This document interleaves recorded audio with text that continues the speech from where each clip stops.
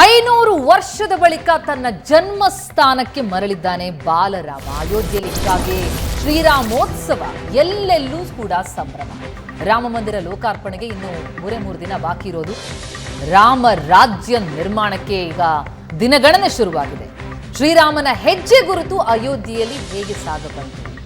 ಬಾಬ್ರಿ ಮಸೀದಿಯಿಂದ ರಾಮ ಮಂದಿರದವರೆಗಿನ ಈ ರೋಚಕ ಇತಿಹಾಸ ಏನಿದೆ, ಅಯೋಧ್ಯೆಯ ರಾಜಕೀಯ ಇತಿಹಾಸ, ಅದನ್ನ ಎಳೆ ಎಳೆಯಾಗಿ ನಿಮ್ಮೆದುರಿಗೆ ಇಡ್ತಾ ಹೋಗ್ತಾ ಇರುವಂಥದ್ದು. ಸ್ವಾತಂತ್ರ್ಯ ನಂತರ ಹಲವು ಬೆಳವಣಿಗೆಗಳಿಗೆ ಅಯೋಧ್ಯೆ ಸಾಕ್ಷಿಯಾಗಿದೆ. ರೋಚಕ ರಾಜಕೀಯ ಸ್ಥಿತ್ಯಂತರಕ್ಕೂ ಕೂಡ ಅಯೋಧ್ಯೆ ಸಾಕ್ಷಿಯಾಗಿದೆ. 85-75 ವರ್ಷಗಳಲ್ಲಿ ಸಂಘರ್ಷ, ಹೋರಾಟಕ್ಕೆ ಕಾರಣವಾದಂತಹ ನೆಲ ಈ ಅಯೋಧ್ಯೆ. ಜೊತೆಗೆ ಹಲವು ಸರ್ಕಾರಗಳ ಪತನಕ್ಕೆ ಕಾರಣ ಆಗಿರುವಂತಹ ಅಯೋಧ್ಯೆ, ಪಕ್ಷಗಳು ಅಧಿಕಾರ ಹಿಡಿಯೋದಕ್ಕೂ ಕೂಡ ಕಾರಣವಾಗಿದೆ ಅಯೋಧ್ಯೆ. ಸುದೀರ್ಘ ಕಾನೂನು ಹೋರಾಟಕ್ಕೂ ಕೂಡ ಸಾಕ್ಷಿಯಾಗಿದೆ ಈ ಅಯೋಧ್ಯೆ.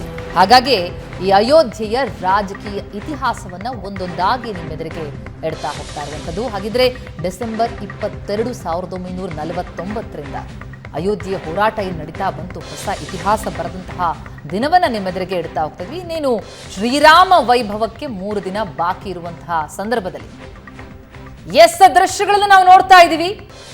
ರಾಮ್ಲಲ್ಲಾ ಬಾಲರಾಮನ ಮೂರ್ತಿ ಈಗಾಗಲೇ ಗರ್ಭಗುಡಿಯನ್ನ ಪ್ರವೇಶಿಸಿರುವಂಥದ್ದು. ಈ ದಿನಕ್ಕಾಗಿ ಕಾತ್ರದಿಂದ ಕಾಯ್ತಾ ಇತ್ತು ಭಕ್ತಗಣ. ಇನ್ನೇನು 3 ದಿನ ಬಾಕಿ, ನಂತರ ರಾಮಲಲ್ಲಾ ಮೂರ್ತಿಗೆ ಪ್ರಾಣ ಪ್ರತಿಷ್ಠಾಪನೆ ನೆರವೇರುತ್ತೆ. ಶ್ರೀರಾಮ ಮಂದಿರ ಲೋಕಾರ್ಪಣೆಯಾಗತ್ತೆ. ರಾಮಲಲ್ಲಾ ಮೂರ್ತಿಯನ್ನ ನಾವೀಗ ನೋಡ್ತಾ ಇದ್ದೀವಿ. ಆ ಮುಖದ ದರ್ಶನ, ರಾಮನ ದರ್ಶನ ಭಾಗ್ಯ ಸಿಗುವಂಥದ್ದು 22ರಂದು. ಆದರೆ ಅಲ್ಲಿವರೆಗೂ ಕೂಡ ಸಾಕಷ್ಟು ವಿಧಿವಿಧಾನಗಳು ನಡೀತಾ ಇದೆ. ದೃಶ್ಯಗಳನ್ನು ನೋಡ್ತಾ ಇದ್ದೀವಿ. ಜನ್ಮಸ್ಥಾನಕ್ಕೆ ಮರಳಿದ ಬಾಲರಾಮ 500 ವರ್ಷಗಳ ಬಳಿಕ ವಾಪಸ್ಸಾಗಿರುವಂಥದ್ದು, ಅದು ಬಹಳ ದೊಡ್ಡದಾದಂತಹ ಹಬ್ಬದ ವಾತಾವರಣವನ್ನು ಅಯೋಧ್ಯೆಯಲ್ಲಿ ಸೃಷ್ಟಿಸಿದೆ. ವಿವಿಧ ವಿಧಿವಿಧಾನಗಳನ್ನು ಜರುಗಿಸಲಾಗ್ತಾ ಇದೆ. ಈ ಮೂರ್ತಿ ನಾವೀಗ ನೋಡ್ತಾ ಇರುವಂಥದ್ದು ರಾಮಲಲ್ಲಾ ಮೂರ್ತಿ.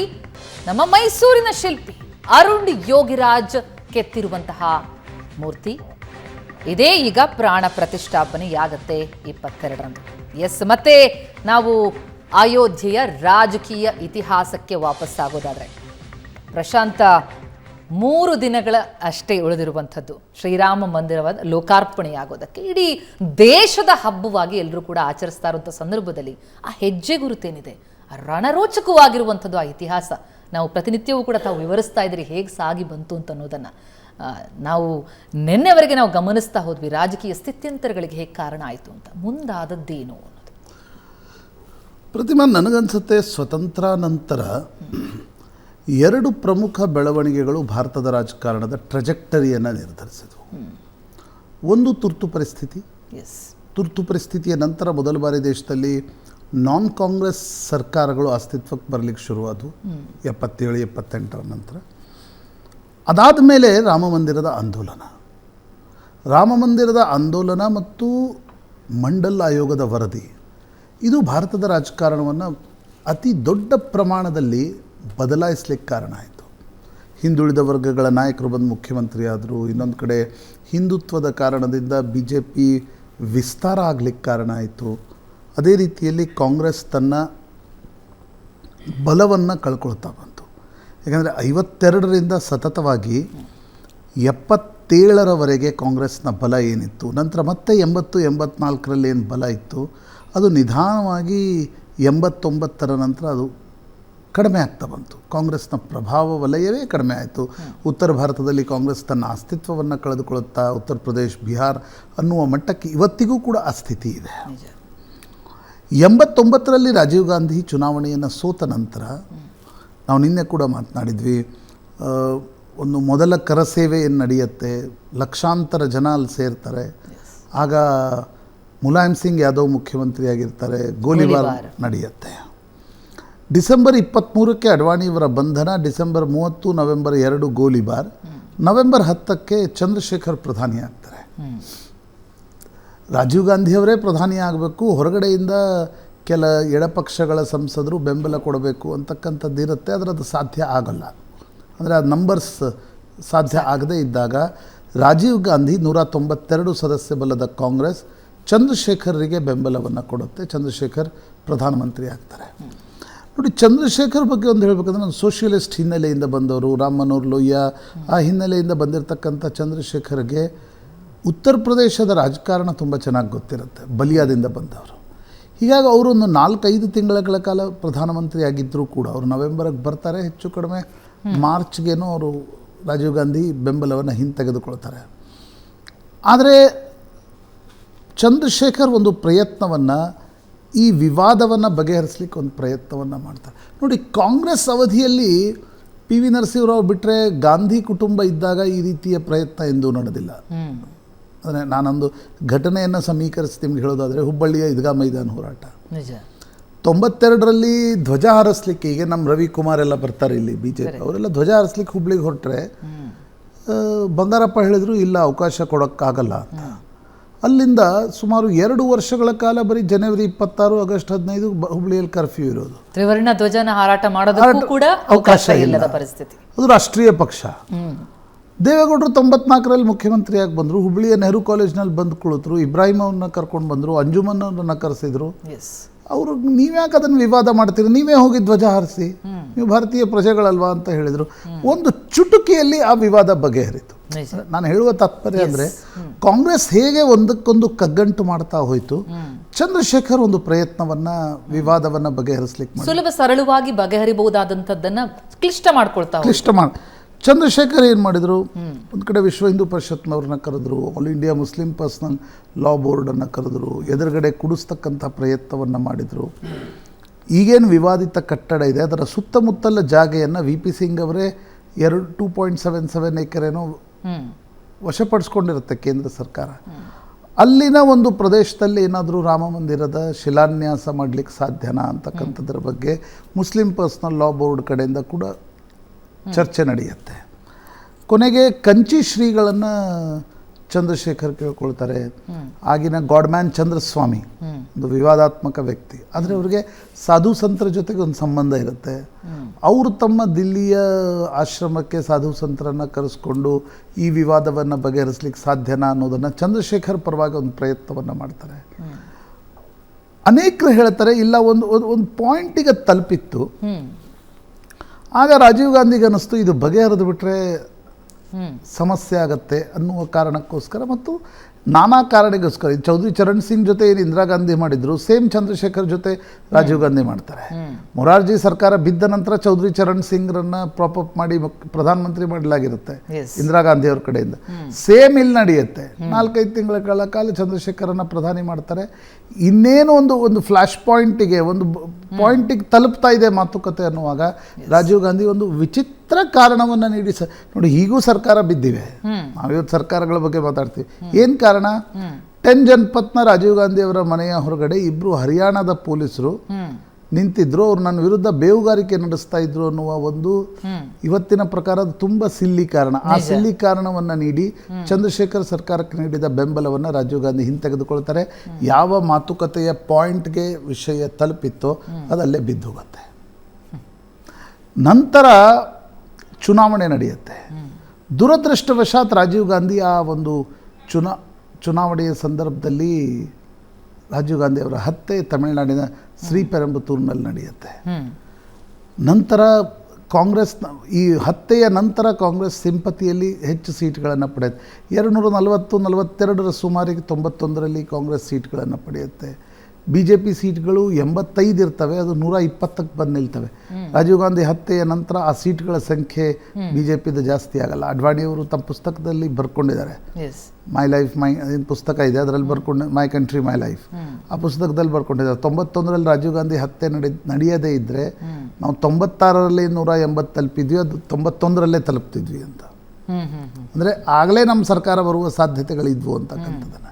ಹತ್ಯೆಯ ನಂತರ ಪರಿಸ್ಥಿತಿ, ರಾಜಕಾರಣ ಎಲ್ಲವೂ ಬದಲಾಗತ್ತೆ. ಸೋನಿಯಾ ಗಾಂಧಿಯವರನ್ನು ಕೇಳ್ತಾರೆ ಕಾಂಗ್ರೆಸ್ನವರು, ಪ್ರಧಾನಮಂತ್ರಿ ಆಗ್ತೀರಾ ಅಂತ. ಸೋನಿಯಾ ಗಾಂಧಿ ಒಪ್ಪಲ್ಲ. ಅವರು 2 ಹತ್ಯೆಗಳನ್ನು ಕಣ್ಣಾರೆ ನೋಡಿರ್ತಾರೆ, ಒಂದು ಇಂದಿರಾ ಗಾಂಧಿ, ಇನ್ನೊಂದು ರಾಜೀವ್ ಗಾಂಧಿ. ಈಗ ನನಗೆ ರಾಜಕೀಯ ಬೇಡ. ಅವರು ರಾಜೀವ್ ಗಾಂಧಿಗೂ ಒತ್ತಡವನ್ನು ಹಾಕಿರ್ತಾರೆ, ಪೈಲಟ್ ಆಗಿರು, ಈ ರಾಜಕಾರಣ ಬೇಡ ಅಂತ. ಆದರೆ ಸಂಜಯ್ ಗಾಂಧಿ ಸಾವಿನ ಕಾರಣದಿಂದ ಇಂದಿರಾ ಗಾಂಧಿ ರಾಜೀವ್ ಗಾಂಧಿ ಅವರನ್ನು AICC ಪ್ರಧಾನ ಕಾರ್ಯದರ್ಶಿ ಮಾಡಿರ್ತಾರೆ. ಹೀಗಾಗಿ ಸೋನಿಯಾ ಗಾಂಧಿ ಒಪ್ಪದೇ ಇದ್ದಾಗ ಇನ್ನು ಯಾರಾಗಬೇಕು, AICC ಅಧ್ಯಕ್ಷರಾಗಬೇಕು ಮೊದಲು. ಎಸ್. ಶರದ್ ಪವಾರ್ ಹೆಸರು ಬರುತ್ತೆ, ಅರ್ಜುನ್ ಸಿಂಗ್ ಹೆಸರು ಬರುತ್ತೆ, ಪ್ರಣಬ್ ಮುಖರ್ಜಿ ಹೆಸರು ಬರುತ್ತೆ. ಯಾವ ಹೆಸರಿಗೂ ಸರ್ವಸಮ್ಮತಿ ಆಗಲ್ಲ. PV ನರಸಿಂಹರಾಯರನ್ನು ರಾಜೀವ್ ಗಾಂಧಿ ನೀವು ನಿವೃತ್ತರಾಗಿ ಅನ್ನೋದನ್ನು ಹೇಳಿರ್ತಾರೆ 91ರ ಚುನಾವಣೆ. ಅವರು ಎಲ್ಲ ಸಾಮಾನುಗಳನ್ನು ಹೈದರಾಬಾದ್ಗೆ ಕಳಿಸಿರ್ತಾರೆ. ನೋಡಿ ಇವರು ಒಂದ್ಸಲ ಲಕ್ ಹೆಂಗೆ ಹೊಡಿಯುತ್ತೆ ಅಂತ. ಅಂಥ PV ನರಸಿಂಹರಾವ್ ಸರ್ವಸಮ್ಮತ ಅಭ್ಯರ್ಥಿಯಾಗಿ AICC ಅಧ್ಯಕ್ಷರಾಗ್ತಾರೆ. ನಂತರ ಅದೇ PV ನರಸಿಂಹರಾವ್ ಪ್ರಧಾನಮಂತ್ರಿ ಕೂಡ ಆಗ್ತಾರೆ. 91ರ ಚುನಾವಣೆಯ ನಂತರ PV ನರಸಿಂಹರಾವ್ ಒಂದು ಅಲ್ಪಮತದ ಸರ್ಕಾರದ ಪ್ರಧಾನಮಂತ್ರಿ ಆಗ್ತಾರೆ. ಅವರು ಮತ್ತೆ ನೆಗೋಷಿಯೇಷನ್ಸ್ ಶುರು ಮಾಡ್ತಾರೆ. VHP ನಾಯಕರನ್ನು ಕರೆಸೋದು. ಮತ್ತು PV ನರಸಿಂಹರಾವ್ಗೂ ಸಂಘದ ಪ್ರಚಾರಕರಾಗಿರ್ತಕ್ಕಂಥ ಭಾವುರಾವ್ ದೇವರಸ್ಗೂ ಒಂದು ಮಿತ್ರತ್ವ ಇರುತ್ತೆ. ಅದು PV ನರಸಿಂಹರಾವ್ ನಾಗ್ಪುರದಲ್ಲಿ ಓದಿರ್ತಾರೆ. ಆಗ ಈ ದೇವರಸ್ ಬ್ರದರ್ಸ್ ಕೂಡ ಏನು ಸರ್ಸಂಘಚಾಲಕರಾದರೂ ಇನ್ನೊಬ್ಬರು ಹಿರಿಯ ಪ್ರಚಾರಕರಿರ್ತಾರೆ, ಅವರಿಬ್ಬರು ಕೂಡ ಅಲ್ಲಿ ಸ್ಟೂಡೆಂಟ್ಸ್ ಇರ್ತಾರೆ. ಇಬ್ಬರು ದೇವರಸರು ನಾಗ್ಪುರದವರು. ಅಲ್ಲಿಂದ ಒಂದು ಸಂಪರ್ಕ ಇರುತ್ತೆ. PV ನರಸಿಂಹರಾವರಿಗೆ ಅಡ್ವಾಣಿ ಜೊತೆ ಸಂಬಂಧಗಳು ಚೆನ್ನಾಗಿರಲ್ಲ, ಅಟಲ್ಜಿ ಜೊತೆ ಅವರ ಸಂಬಂಧ ಚೆನ್ನಾಗಿರುತ್ತೆ. ಎಷ್ಟು ಚೆನ್ನಾಗಿರುತ್ತೆ ಅಂದರೆ ಯಾವುದೋ ಒಂದು ಪುಸ್ತಕದ ವಿಮೋಚನದಲ್ಲಿ PV ನರಸಿಂಹರಾವ್ ಅಟಲ್ಜಿ ಅವರನ್ನು ನನ್ನ ರಾಜಕೀಯ ಗುರು ಅಂತ ಕರೀತಾರೆ. ಅದಕ್ಕೆ ಅಟಲ್ಜಿ ತಮ್ಮ ಭಾಷಣದಲ್ಲಿ ಹೇಳ್ತಾರೆ, ಮೇ ಗುರು ಹೋತೋ ಯೇ ಹಮಾರೆ ಗುರು ಘಂಟಾಲ್ ಹೇ, ಅಂದರೆ ಗುರುವಿನ ಪರಮ ಗುರು ಅನ್ನುವ ರೀತಿ. ಅಷ್ಟು ಚೆನ್ನಾಗಿ ಅವರ ಸಂಬಂಧಗಳಿರ್ತವೆ. ಅದನ್ನು ಬಳಸ್ಕೊಂಡು ವಿವಾದವನ್ನು ಬಗೆಹರಿಸ್ತಕ್ಕಂಥ ಒಂದು ಪ್ರಯತ್ನ ಮಾಡ್ತಾರೆ. ಅಯೋಧ್ಯ ಸೆಲ್ ಪ್ರಧಾನಮಂತ್ರಿ ಕಾರ್ಯಾಲಯದಲ್ಲಿ ಶುರುವಾಗುತ್ತೆ. ಅದಕ್ಕೊಬ್ಬ ಗಿರೀಶ್ ಚಂದ್ರ ಅಂತಕ್ಕಂಥ ಒಬ್ಬ ಹಿರಿಯ ಅಧಿಕಾರಿಯನ್ನು ನೇಮಿಸ್ತಾರೆ. ಒಬ್ಬ ಕಮಲ್ ಕಿಶೋರ್ ಅಂತಕ್ಕಂಥ IPS ಅಧಿಕಾರಿ ಉತ್ತರ ಪ್ರದೇಶದಲ್ಲಿ ಇರ್ತಾರೆ. ಅವರ ಮೂಲಕ ನೆಗೋಷಿಯೇಷನ್ಸ್ ಮಾಡ್ತಕ್ಕಂಥ ಪ್ರಯತ್ನವನ್ನು ವಿಶ್ವ ಹಿಂದೂ ಪರಿಷತ್ ಜೊತೆ ಮಾಡ್ತಾರೆ. ತಾವೇ ನೇರವಾಗಿ all India Muslim personal law board ಅವರನ್ನು ಕರೆದು ಚರ್ಚೆ ಮಾಡ್ತಕ್ಕಂಥ ಪ್ರಯತ್ನವನ್ನು ಮಾಡ್ತಾರೆ. ವಿವಾದವನ್ನು ಬಗೆಹರಿಸೋದು ಹೇಗೆ ಅಂತಕ್ಕಂಥ. ಬಹುಶಃ ಅಂದರೆ ಇಷ್ಟೆಲ್ಲ ಪ್ರಯತ್ನಗಳಾಗಿ ಇಂತಹ ಮಿತ್ರತ್ವ ಇದ್ದೂ ಕೂಡ ಯಾಕೆ ಬಗೆಹರಲಿಲ್ಲ? ಎಲ್ಲಿ ಸಮಸ್ಯೆ ಆಯಿತು? ಆ ನಂತರವೂ ಕೂಡ ಹೋರಾಟ ಮುಂದುವರೆದದ್ದು ಹೇಗೆ? ನಂತರ ನಡೆದಂಥದ್ದು ಇತಿಹಾಸ ಯಾಕಾಯಿತು ಅನ್ನೋದ್ರ ಬಗ್ಗೆ ಇನ್ನಷ್ಟು ಮಾಹಿತಿಯನ್ನು ಪ್ರಶಾಂತ್ ನೀಡ್ತಾರೆ. ಒಂದು ಪುಟ್ಟ ಬ್ರೇಕ್ನ ಸಮಯ ಆಗ್ತಾ ಇದೆ. ಬ್ರೇಕ್ ಆದಮೇಲೆ ನ್ಯೂಸ್ ಅವರ್ ಮುಂದುವರೆಯುತ್ತೆ. ಅಯೋಧ್ಯೆಯಲ್ಲಿ ಶ್ರೀರಾಮ ಮಂದಿರ ಲೋಕಾರ್ಪಣೆಗೆ ಈಗ ದಿನಗಣನೆ 3 ದಿನಗಳು ಮಾತ್ರ ಬಾಕಿ ಇರುವಂಥದ್ದಂಥ ಸಂದರ್ಭದಲ್ಲಿ ನಾವು ಇತಿಹಾಸದ ಪುಟಗಳನ್ನ ಮೆಲುಕು ಹಾಕ್ತಾ ಇದ್ವಿ. ಆಗಲೇ ಪ್ರಶಾಂತ್ ತಾವು ಹೇಳ್ತಾ ಇದ್ರಿ ನರಸಿಂಹರಾವ್ ಮತ್ತು ಹೇಗೆ ಯಾವ ರೀತಿಯಲ್ಲಿ ಒಂದು ಒಳ್ಳೆಯ ಬಾಂಧವ್ಯವನ್ನು ಇಟ್ಕೊಂಡೂ ಕೂಡ ಆ ಸಂದರ್ಭದಲ್ಲಿ ವಾಜಪೇಯಿ ಅವರು ಇಬ್ಬರು ಸೇರಿ ಒಂದು ತಾರ್ಕಿಕ ಅಂತ್ಯಕ್ಕೆ ಬರಲಿಕ್ಕೆ ಸಾಧ್ಯ ಯಾಕಾಗಲಿಲ್ಲ? ಏನು ಪ್ರಯತ್ನಗಳಲ್ಲಿ ಏನು ಸಮಸ್ಯೆಗಳಾಯಿತು? ಯಾಕಾಗಲೂ ಕೂಡ ಈ ಅಯೋಧ್ಯೆಯ ವಿವಾದವಾಗಿಯೇ ಮುಂದುವರಿಯಿತು ಅನ್ನೋದು? ನೋಡಿ ಪ್ರತಿಭಾ, ನನಗನ್ಸುತ್ತೆ ಇಟ್ಸ್ ಬಟ್ ನ್ಯಾಚುರಲ್. ಎರಡು ಸಮುದಾಯಗಳು, ಎರಡು ಧರ್ಮಗಳ ನಡುವಿನ ಒಂದು ಸಂಘರ್ಷದಲ್ಲಿ ನೀವು ಏಕಾಏಕಿ ಒಂದು ತೀರ್ಮಾನವನ್ನು ಮಾಡಲಿಕ್ಕೆ ಸಾಧ್ಯ ಆಗಲ್ಲ. ಬರೀ ರಾಜಕೀಯ ಇಚ್ಛಾಶಕ್ತಿ ಸಾಕಾಗಲ್ಲ. ರಾಜಕೀಯ ಇಚ್ಛಾಶಕ್ತಿ ಸಾಕಾಗಲ್ಲ. ಯಾಕಂದರೆ ಅಲ್ಲೊಂದು ವಿವಾದಿತ ಕಟ್ಟಡ ಇತ್ತು. ಆ ವಿಶ್ವ ಹಿಂದೂ ಪರಿಷತ್ ಏನು ಹೇಳ್ತಿತ್ತು, ಆ ವಿವಾದಿತ ಕಟ್ಟಡದ ತೀರ್ಮಾನವನ್ನು ಕೋರ್ಟ್ ಮಾಡುತ್ತೆ. ಸರಿ, ಅಕ್ಕಪಕ್ಕದ ಜಾಗೆಯನ್ನು ವಶಪಡಿಸ್ಕೊ, ಅದು ರಾಮ ಜನ್ಮಭೂಮಿ ಟ್ರಸ್ಟ್ ಬಳಿ ಕೂಡ ಸ್ವಲ್ಪ ಜಾಗೆ ಇರುತ್ತೆ. ಕೇಂದ್ರ ಸರ್ಕಾರ ಒಂದಿಷ್ಟು ಜಾಗೆಯನ್ನು ತೆಗೆದುಕೊಳ್ಳುತ್ತೆ. ತಾತ್ಕಾಲಿಕವಾಗಿ ನಮಗಲ್ಲೊಂದು ಮಂದಿರ ಕಟ್ಟಲಿಕ್ಕೆ ಅವಕಾಶವನ್ನು ಮಾಡಿಕೊಡಿ, ನಾವು ಶುರು ಮಾಡ್ತೀವಿ ಶಿಲಾನ್ಯಾಸವನ್ನು, ನಂತರ ಒಂದಿಷ್ಟು ತೀರ್ಮಾನವನ್ನು ತೆಗೆದುಕೊಳ್ಬೋದು ಅಂತಕ್ಕಂಥದ್ದನ್ನು ವಿಶ್ವ ಹಿಂದೂ ಪರಿಷತ್ ಹೇಳುತ್ತೆ. ಆದರೆ ಅದಕ್ಕೆ ಕೋರ್ಟ್ಗಳು ಮತ್ತು ಮುಸ್ಲಿಂ ಸಮುದಾಯ ಹೋಗ್ತಾ ಇರಲ್ಲ. ಮುಸ್ಲಿಂ ಸಮುದಾಯದಲ್ಲಿ ನಮಾಜ್ ಬೀಳದೇ ಇದ್ದರೂ ಕೂಡ ಅನೇಕ ಬಾರಿ ಏನಾಗುತ್ತೆ, ಈ ರೀತಿಯ ಪ್ರಕರಣಗಳಲ್ಲಿ ನೀವು ಯಾರೋ ಒಂದು ತೀರ್ಮಾನ ತೆಗೆದುಕೊಂಡ್ರೆ ನೀನು ಯಾರು ತೀರ್ಮಾನ ತೆಗೆದುಕೊಳ್ಳೋಕ್ಕೆ ಅನ್ನೋ ಪ್ರಶ್ನೆ ಬರುತ್ತೆ.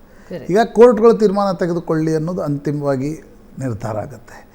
ಇಲ್ಲೇನಾಯಿತು, PV ನರಸಿಂಹರಾವ್ ಅಶೋಕ್ ಸಿಂಗಲ್ರಿಗೆ ಹೇಳಿದರು ಸ್ವಲ್ಪ ಕರಸೇವೆಯನ್ನು ಮುಂದೂಡ್ತಾ ಹೋಗಿ. ಜುಲೈಯಲ್ಲೇ ಶುರುವಾಗಿರುತ್ತೆ ಇದು 92ರಲ್ಲಿ.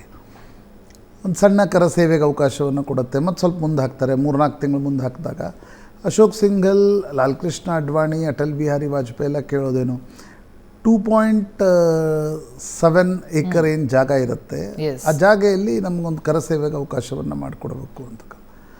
ಆದರೆ ಅವರೇನು ಹೇಳ್ತಾರೆ PV ನರಸಿಂಹರಾವ್ ಅಂದರೆ, ನೀವೊಂದು ಅಲಹಾಬಾದ್ ಹೈಕೋರ್ಟ್ನಲ್ಲಿ ಶೀಘ್ರ ವಿಚಾರಣೆಗೆ ಒಂದು ಅರ್ಜಿಯನ್ನು ಸಲ್ಲಿಸಿ. ಕೇಂದ್ರ ಸರ್ಕಾರ ಅರ್ಜಿಗೆ ಸಲ್ಲಿಸಲಿಕ್ಕೆ ಅವಕಾಶ ಇದೆ. ಆರ್ಟಿಕಲ್ 138 ಪ್ರಕಾರ ಮತ್ತು ಆರ್ಟಿಕಲ್ 143 ಪ್ರಕಾರ ಆ ಅರ್ಜಿಯನ್ನು ಸಲ್ಲಿಸಲಿಕ್ಕೆ ಕೇಂದ್ರ ಸರ್ಕಾರಕ್ಕೆ ಅವಕಾಶ ಇದೆ. ಮೊದಲು ಒಪ್ಕೊಳ್ತಾರೆ ನರಸಿಂಹರಾವ್, ನಂತರ ಏಕಾಏಕಿ ಬೇಡ ಅಂತಾರೆ.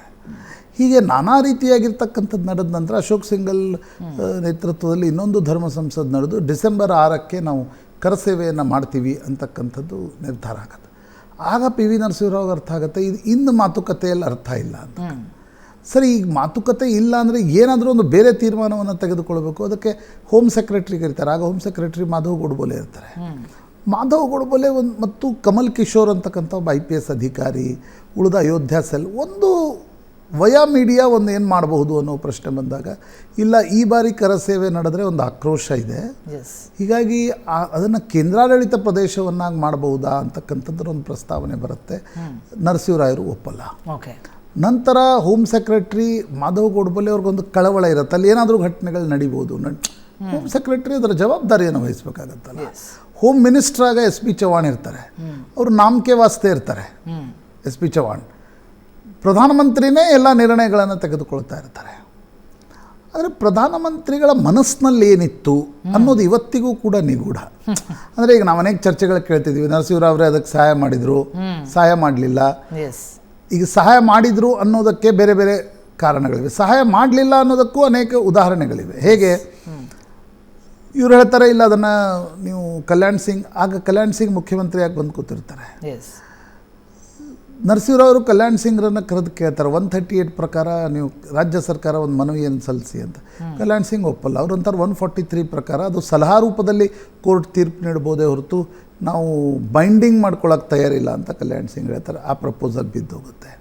ಮಾಧವ್ ಗೊಡ್ಬೋಲೆ ಹೇಳ್ತಾರೆ 355 ಇನ್ವೋಕ್ ಮಾಡಿ, ಅಂದರೆ ಅಲ್ಲಿ ಕಾನೂನು ಸುವ್ಯವಸ್ಥೆಯ ಪ್ರಶ್ನೆ ಇದೆ ಅನ್ನೋದನ್ನು ಇನ್ವೋಕ್ ಮಾಡಿ 356 ಪ್ರಕಾರ ನೀವು ಸರ್ಕಾರವನ್ನು ಭಂಗಗೊಳಿಸಿ, ರಾಷ್ಟ್ರಪತಿ ಆಳ್ವಿಕೆ ಅದಕ್ಕೆ ಒಪ್ಪಲ್ಲ ಅವರು.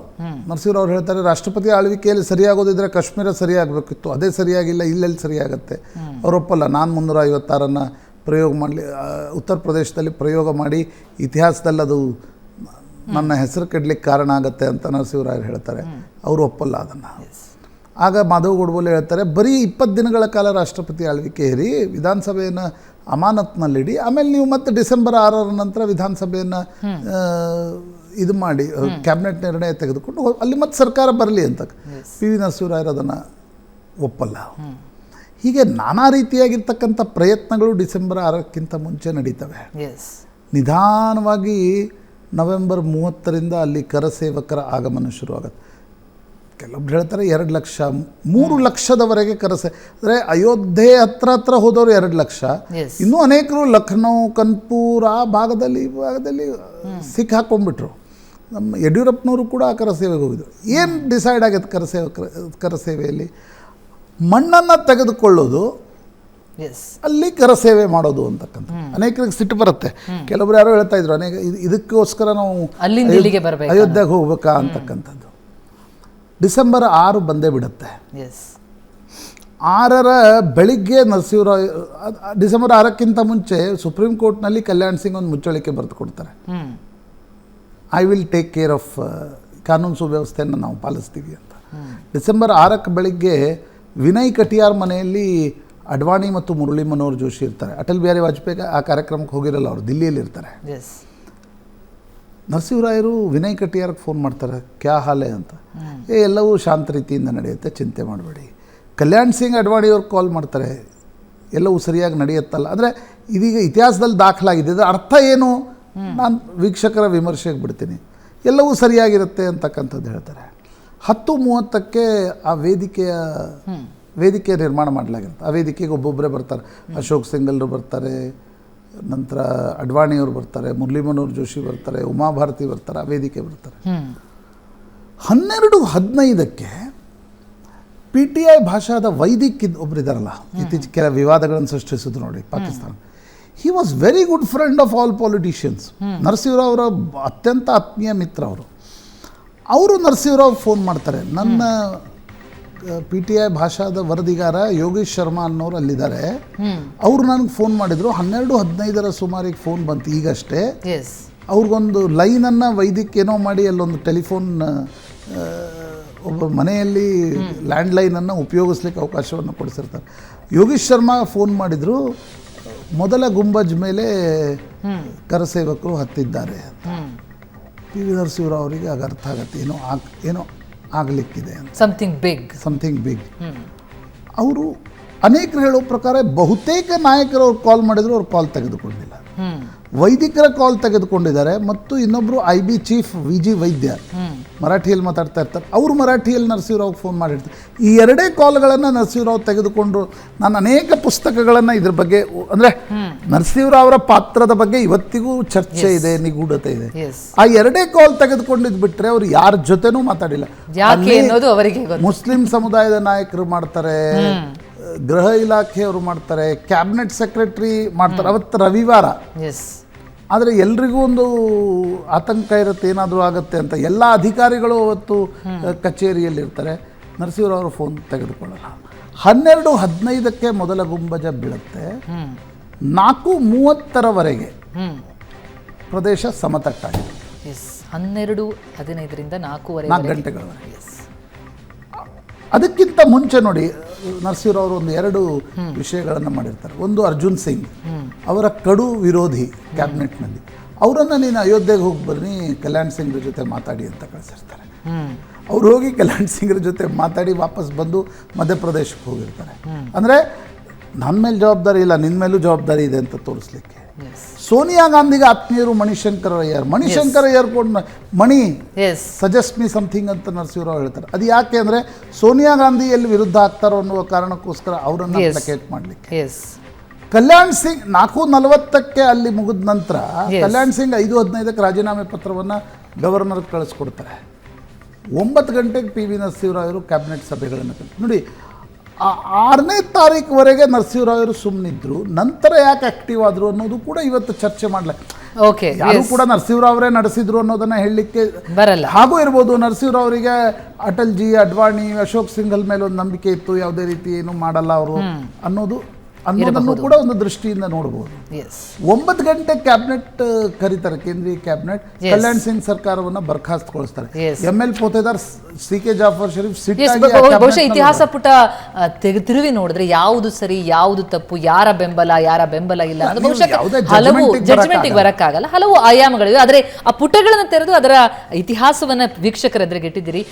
ಪ್ರಶಾಂತಿಗೆ ಒಂದು ಪುಟ್ಟ ಬ್ರೇಕ್ನ ಸಮಯ ಆಗ್ತಾ ಇದೆ. ಬ್ರೇಕ್ ಆದ್ಮೇಲೆ ಈಗ ಏನಾಗ್ತಾ ಇದೆ ಅಯೋಧ್ಯೆಯಲ್ಲಿ, ಅಲ್ಲಿನ ಗ್ರೌಂಡ್ ರಿಪೋರ್ಟ್ ಅನ್ನ ಏಷ್ಯಾನೆಟ್ ಸುವರ್ಣ ನ್ಯೂಸ್ ಕೊಡ್ತಾ ಇರುವಂಥದ್ದು. ಅದರ ಜೊತೆಗೆ ಆ ರಾಮಲಲ್ಲಾ ಮೂರ್ತಿಯನ್ನ ಕೆತ್ತಿರುವಂತಹ ಶಿಲ್ಪಿ ಅರುಣ್ ಯೋಗಿರಾಜ್ ಎಕ್ಸ್ಕ್ಲೂಸಿವ್ ಆದಂತಹ ಸಂದರ್ಶನ ಕೊಟ್ಟಿದ್ದಾರೆ. ನಮ್ಮ ಸಂಪಾದಕರಾದಂತಹ ಅಜಿತ್ ಹನುಮಕ್ಕನವರು ಆ ಸಂದರ್ಶನವನ್ನ ನಡೆಸಿದ್ದಾರೆ. ಏನು ಹೇಳಿದ್ರು ಹಾಗಿದ್ರೆ ಅರುಣ್ ಯೋಗಿರಾಜ್ ಕರುನಾಡಿನ ಶಿಲ್ಪಿ, ಅವರು ಕೆತ್ತಿರುವಂತಹ ರಾಮಲಲ್ಲಾ ವಿಗ್ರಹ ಈಗ ಅಲ್ಲಿ ಪ್ರತಿಷ್ಠಾಪನೆಯಾಗುತ್ತೆ, ಪ್ರಾಣ ಪ್ರತಿಷ್ಠಾಪನೆಯಾಗುವಂಥದ್ದು.